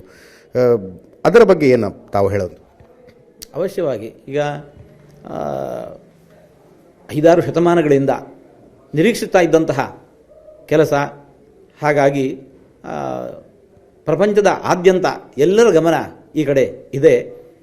ಕಾರ್ಯಗಳೆಲ್ಲೂ ಕೂಡ ಸುಲಲಿತವಾಗಿ ಸಾಗ್ತಾ ಇದ್ದಾವೆ, ಯಶಸ್ವಿಯಾಗಿ ಕಾರ್ಯ ನಡೆಯುತ್ತೆ. ನಾನು ಅಯೋಧ್ಯೆ ತುಂಬ ಓಡಾಡಿದಾಗ ಅನೇಕ ಕಡೆಗಳಲ್ಲಿ ಹಿರಿಯ ಶ್ರೀಗಳ ಬ್ಯಾನರ್ಗಳನ್ನು ನೋಡ್ತಾ ಇದ್ದೆ. ವಿಶ್ವೇಶ್ವ ತೀರ್ಥರ ಫೋಟೋಗಳು, ಹಮ್ ಯಹೀ ಪರ್ ಹೈ ಅನ್ನುವ ರೀತಿಯ ಶಬ್ದಗಳನ್ನು ಬರೆದು ಹಾಕಿದ್ದಾರೆ. ಅಲ್ಲಿಗೆ ಅಯೋಧ್ಯೆಯ ಜೊತೆಗೆ ಮತ್ತು ರಾಮ ಮಂದಿರದ ಈ ಹೋರಾಟದ ಜೊತೆಗೆ ಅವರು ಎಷ್ಟೊಂದು ಬೆಸೆದುಕೊಂಡಿದ್ರು ಅನ್ನೋದು ನಮಗೆ ಅರ್ಥ ಆಗ್ತಾ ಇದೆ. ಅವಶ್ಯವಾಗಿ ನಾವಷ್ಟೇ ಹೇಳಿಕೊಂಡೇವು ಅಂತಂದರೆ ನಮ್ಮ ಹೆಗ್ಗಳಿಕೆ ನಾವೇನೋ ಮಾಡ್ಕೋತಾ ಇದ್ದೇವೆ ಅನ್ನುವಂತಹ ಭಾವ ನಮಗೆ ಬರುತ್ತೆ. ಆದರೆ ಉತ್ತರ ಭಾರತದ ಆದ್ಯಂತ ಗುರುಗಳು ಮಾಡಿರುವಂತಹ ಸೇವೆ, ಅವರು ಅಯೋಧ್ಯೆಗೋಸ್ಕರ ತಮ್ಮನ್ನು ತಾವು ತೊಡಗಿಸಿಕೊಂಡಂತಹ ರೀತಿ, ಇದೆಲ್ಲವೂ ಕೂಡ ಉತ್ತರ ಭಾರತದ ಆದ್ಯಂತ ಮಂದಿ ಅದನ್ನು ಗುರುತಿಸಿದ್ದಾರೆ, ಗಮನಿಸಿದ್ದಾರೆ. ಹಾಗಾಗಿ ಇವತ್ತು ಭೌತಿಕವಾಗಿ ಅವರು ನಮ್ಮ ಜೊತೆಗೆ ಇಲ್ಲದೇ ಹೋದರೂ ಕೂಡ ಅವರ ನೆನಪಿಸಿಕೊಂಡು ಅಂತಹ ಬೋರ್ಡ್ಗಳನ್ನು ಅವರು ಹಾಕಿದ್ದಾರೆ. ಅಂದರೆ ಇಂಥದ್ದೊಂದು ಅತ್ಯದ್ಭುತವಾದ ಕಾರ್ಯಕ್ರಮಕ್ಕೆ ಹತ್ತಿರ ಬರ್ತಾ ಇದ್ದ ಹಾಗೆ ಶಂಕರ ಅವರಿಂದ ಸ್ಥಾಪಿತವಾದ ಪೀಠಗಳ ಭಿನ್ನಾಭಿಪ್ರಾಯಗಳು, ಈ ರೀತಿಯಾದಂಥ ಚರ್ಚೆಗಳು ಅನಿರೀಕ್ಷಿತವಾಗಿ ಮತ್ತು ಹುಟ್ಟು ಹಾಕಿಕೊಳ್ಳುವಂತೆ ಆಯಿತು. ಅದನ್ನ ತಮ್ಮ ಪೀಠ ಹೇಗೆ ನೋಡುತ್ತೆ, ತಾವು ಹೇಗೆ ನೋಡ್ತೀರಿ? ಮೂಲತಃ ಅಂತಹ ವಿರೋಧ ಅದು ನೇರವಾಗಿ ನಮ್ಮ ಟ್ರಸ್ಟ್ಗೆ ಬಂದ ಹಾಗಿಲ್ಲ, ನಮ್ಮ ಕೈಗೆ ಇನ್ನೂ ಸಿಕ್ಕಿಲ್ಲ. ಹಾಗಾಗಿ ಅಯೋಧ್ಯೆಯಲ್ಲಿ ಶ್ರೀರಾಮೋತ್ಸವದ ಸಂಭ್ರಮ. ಈ ರಾಮೋತ್ಸವದ ಸಂಭ್ರಮದ ನಡುವೆ ಪ್ರಧಾನಿ ಮೋದಿ ಚುನಾವಣಾ ಕಹಳಿಯನ್ನ ಮೊಳಗಿಸ್ತಾ ಇದ್ದಾರೆ. ಇವತ್ತು ರಾಜ್ಯದಲ್ಲಿ ಪ್ರಧಾನಿ ನರೇಂದ್ರ ಮೋದಿ ಅವರ ಮೇಲೆ ವಿಧಾನಸಭೆ ಸೋಲಿನ ಬಳಿಕ ಈಗ 2ನೇ ಬಾರಿಗೆ ರಾಜ್ಯಕ್ಕೆ ಮೋದಿ ಭೇಟಿ ಕೊಡ್ತಾ ಇರೋದು. BITC ಕ್ಯಾಂಪಸ್ ಉದ್ಘಾಟನೆ ಮಾಡಲಿದ್ದಾರೆ ಪ್ರಧಾನಿ. ಬಳಿಕ ಬೋಯಿಂಗ್ ಸುಕನ್ಯಾ ಕಾರ್ಯಕ್ರಮಕ್ಕೆ ಮೋದಿ ಚಾಲನೆ ಕೊಡ್ತಾರೆ. ಒಂದೇ ದಿನ 2 ಮಹತ್ವದ ಕಾರ್ಯಕ್ರಮಗಳಲ್ಲಿ ಪ್ರಧಾನಿ ಭಾಗಿಯಾಗ್ತಾ ಇದ್ದಾರೆ. ಎಲ್ಲಕ್ಕಿಂತ ಪ್ರಮುಖವಾಗಿ ಸಾರ್ವಜನಿಕ ಸಮಾವೇಶದ ಜೊತೆ ಮೋದಿ ರೋಡ್ ಶೋ ನಡೆಸುವಂತಹ ಸಾಧ್ಯತೆ ಇದೆ. ಕಲಬುರಗಿ ಮೂಲಕ ಬೆಂಗಳೂರಿಗೆ ಆಗಮಿಸ್ತಾರೆ ಪ್ರಧಾನಿ ಮೋದಿ ಸ್ವಾಗತಕ್ಕೆ ರಾಜ್ಯ ಬಿಜೆಪಿ ಸಜ್ಜಾಗಿದೆ. ಪ್ರಶಾಂತ್, ಮೋದಿ ರಾಜ್ಯಕ್ಕೆ ಬರ್ತಾರೆ ಅಂತಂದ್ರೆ, ಅದರಲ್ಲೂ ಕೂಡ ಚುನಾವಣೆ ಇನ್ನೇನು ಬರ್ತಾ ಇದೆ ಅಂತಂದಾಗ ಪ್ರಧಾನಿ ಮೋದಿ ರಾಜ್ಯಕ್ಕೆ ಬಂದರು ಅಂತಂದರೆ ಅದು ಒಂದು ರೀತಿಯ ಒಂದು ದೊಡ್ಡ ಬಸ್. ಅದನ್ನು ಎಷ್ಟಾಗುತ್ತೋ ಅಷ್ಟು ಎನ್ಕ್ಯಾಶ್ ಮಾಡ್ಕೊಳ್ಬೇಕು ಅನ್ನೋದ್ರಲ್ಲೇ ರಾಜ್ಯ ಬಿಜೆಪಿ ಇರುತ್ತೆ. ಹಾಗಾಗಿ ಈ ಬಾರಿಯ ಮೋದಿ ರಾಜ್ಯ ಭೇಟಿಯನ್ನು ಕೂಡ ಬಿಜೆಪಿ ಸಹಜವಾಗಿ ಅದನ್ನು ಬಳಕೆ ಮಾಡ್ಕೊಳ್ಳೋದಕ್ಕೆ ಒಂದು ರೀತಿಯಲ್ಲಿ ಕರ್ನಾಟಕದಲ್ಲಿ ಮೋದಿಯಿಂದ ಕಹಳೆ ಮೊಳಗಿಸೋದಕ್ಕೆ ಮುಂದಾಗ್ತಾ ಇದೆಯಾ? ನೋಡಿ, ಇಡೀ ಚುನಾವಣೆಯ ಟ್ರಂಪ್ ಕಾರ್ಡ್ ಬಿಜೆಪಿಗೆ ಇರ್ತಕ್ಕಂಥದ್ದೇ ನರೇಂದ್ರ ಮೋದಿ. ಅಂದರೆ ಕರ್ನಾಟಕದ BJP ಇರಲಿ ಅಥವಾ ದೇಶದ BJP ಇರಲಿ, ಇವತ್ತು ಒಂದೇ ಒಂದು ಟ್ರಂಪ್ ಕಾರ್ಡ್ ಗಟ್ಟಿಯಾಗಿರ್ತಕ್ಕಂಥದ್ದು ಅಂದರೆ ಅದು ನರೇಂದ್ರ ಮೋದಿಯ ಹೆಸರು. ಹೀಗಾಗಿ ನರೇಂದ್ರ ಮೋದಿ ಬರ್ತಾರೆ ಅಂದರೆ ಸಹಜವಾಗಿ ಅದರ ಪೊಲಿಟಿಕಲ್ ಲಾಭವನ್ನು ತೆಗೆದುಕೊಳ್ಳತಕ್ಕಂಥದ್ದು ಅಥವಾ ಹೆಚ್ಚು ನರೇಂದ್ರ ಮೋದಿ ಬಗ್ಗೆ ಜನರು ಮಾತನಾಡಬೇಕು ಅನ್ನುವ ರೀತಿಯ ಪ್ರಚಾರವನ್ನು BJP ಎಲ್ಲ ಕಡೆ ಪ್ಲ್ಯಾನ್ ಮಾಡ್ತಾಯಿದೆ. ಕಳೆದ ಒಂದು ವಾರದಲ್ಲಿ ನೋಡಿ, ಅವರು ಉಪವಾಸ ಇದ್ದಾರೆ. ಪ್ರತಿಮಾ ಅವರು ನವರಾತ್ರಿಯಲ್ಲಿ 9 ದಿನ ಉಪವಾಸ ಇರ್ತಾರೆ. ಅದೇ ರೀತಿ ಈಗ 11 ದಿನಗಳ ಒಂದು ಅನುಷ್ಠಾನವನ್ನು ನಡೆಸ್ತಾ ಇದ್ದಾರೆ ನರೇಂದ್ರ ಮೋದಿ. ಅದರ ಮಧ್ಯೆ ಅವರು ಓಡಾಡ್ತಾ ಇರ್ತಕ್ಕಂಥದ್ದು ನೋಡಿ, ಮುಂಬೈಗೆ ಹೋದರು, ಸೀಲಿಂಕ್ ರಸ್ತೆಯನ್ನು ಮಾಡಿದರು, ಕೇರಳಕ್ಕೆ ಹೋದರು, ತಮಿಳ್ನಾಡಿಗೆ ಹೋದರು, ಆಂಧ್ರಕ್ಕೆ ಹೋದರು, ಈಗ ಕರ್ನಾಟಕಕ್ಕೆ ಬರ್ತಾ ಇದ್ದಾರೆ. ದಿನವೂ 1-2 ಕಾರ್ಯಕ್ರಮಗಳು, ಸಾರ್ವಜನಿಕ ಸಭೆಗಳನ್ನು ಉದ್ದೇಶಿಸಿ ಮಾತನಾಡ್ತಾ ಇದ್ದಾರೆ. ಅದೇ ಉತ್ಸಾಹ, ಅದೇ ಎನರ್ಜಿ ಅವರು. ಆಮೇಲೆ ನನಗನ್ಸುತ್ತೆ ಅವರು ಚುನಾವಣಾ ಪ್ರಚಾರವನ್ನು ಶುರು ಮಾಡಿಬಿಟ್ಟಿದ್ದಾರೆ. ನೀವು ದಕ್ಷಿಣದ 4 ರಾಜ್ಯಗಳನ್ನು ಈಗ ತಲುಪಿದ್ರು ಅವರು ಕಳೆದ ಒಂದು ವಾರದಲ್ಲಿ. ಮಹಾರಾಷ್ಟ್ರದಲ್ಲಿ ಹೋಗಿದ್ರು, ಉತ್ತರ ಪ್ರದೇಶಕ್ಕೆ ಬಾರಿ ಹೋಗ್ತಿದ್ದಾರೆ. ಮಹಾರಾಷ್ಟ್ರದ ಕಾಲಾರಾಮ್ ಮಂದಿರವನ್ನು ಹೋಗಿ ಸ್ವಚ್ಛಗೊಳಿಸ್ತಕ್ಕಂಥ ಒಂದು ಪ್ರಕ್ರಿಯೆಯಲ್ಲಿ ಭಾಗವಹಿಸಿದ್ರು. Yes. ನನಗನ್ಸುತ್ತೆ ರಾಮ ಮಂದಿರದ ಉದ್ಘಾಟನೆಯ ನಂತರ ಎಸ್ ಚುನಾವಣಾ ಪ್ರಚಾರ ಈಗಲೇ ಪ್ರಚಾರ ಶುರುವಾಗಿದೆ. ಎಸ್ ಅಧಿಕೃತವಾಗಿ ಫುಲ್ ಫ್ಲೆಜ್ಡ್ ಆಗಿ ಜನವರಿ 26ರ ಗಣರಾಜ್ಯೋತ್ಸವ ಕಾರ್ಯಕ್ರಮ, 28ರ ಬೀಟಿಂಗ್ ರಿಟ್ರೀಟ್ ನಂತರ ಎಸ್ ನರೇಂದ್ರ ಮೋದಿ ನಾವು ಎಲ್ಲರೂ ಕೂಡ ಬಹುತೇಕ ಚುನಾವಣೆಯ ಜಪ ಮಾಡ್ತೀವಿ ಅಂತ ಶುರು ಮಾಡ್ತೀವಿ. Yes, thank you. ಪ್ರಾಯಶಃ ಆ ದೃಷ್ಟಿಯಿಂದ ನರೇಂದ್ರ ಮೋದಿ ಅವರ ಇವತ್ತಿನ ಕರ್ನಾಟಕದ ಭೇಟಿಯನ್ನ Yes. ತುಂಬಾ ಉತ್ಸಾಹದಿಂದ ನಿರೀಕ್ಷಿಸಲಾಗ್ತಾ ಇದೆ ಕರ್ನಾಟಕ ಬಿಜೆಪಿ. ಎಸ್ ಇದೊಂದು ಸ್ಟಾರ್ಟರ್ ಅಂತ ಅನ್ಬೋದೇನೋ. Thank you so much Prashant, ಸಾಕಷ್ಟು ಮಾಹಿತಿಯನ್ನು ನೀಡಿದ್ದಕ್ಕೆ. ಎಸ್ ವೀಕ್ಷಕರೇ, ಇದಾಗಿತ್ತು ಇವತ್ತಿನ ನ್ಯೂಸ್ ಅವರ್ ಮಾರ್ನಿಂಗ್ ಎಡಿಷನ್. ನೇರ ದಿಟ್ಟ ನಿರಂತರ ಸುದ್ದಿಗಾಗಿ ನೋಡ್ತಾ ಇರಿ ಏಷ್ಯಾನೆಟ್ ಸುವರ್ಣ ನ್ಯೂಸ್. ಶುಭ ದಿನ.